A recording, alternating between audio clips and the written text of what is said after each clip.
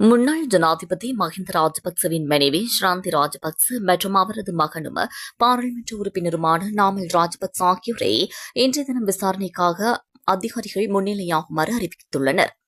இதற்கு முன்னர் கடந்த 27ஆம் தேதி ஷாந்தி ராஜபக்சவை வாக்குமூலம் அளிப்பதற்காக அழைத்திருந்த போதிலும் அன்றைய தினம் சமூகம் அளிக்க முடியாது எனவும் அதற்கு 2 வார கால அவகாசம் வழங்குமாறும் தனது சட்டத்தரணி ஊடாக கோரிக்கை விடுத்திருந்தார்.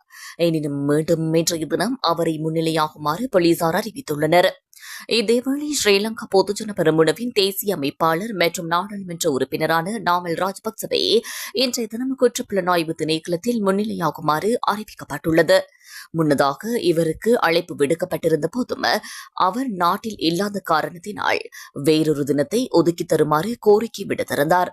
அதற்கமைவாக இன்றைய தினம் அவர் விசாரணைக்காக அழைக்கப்பட்டுள்ளதாக தெரிவிக்கப்பட்டுள்ளது.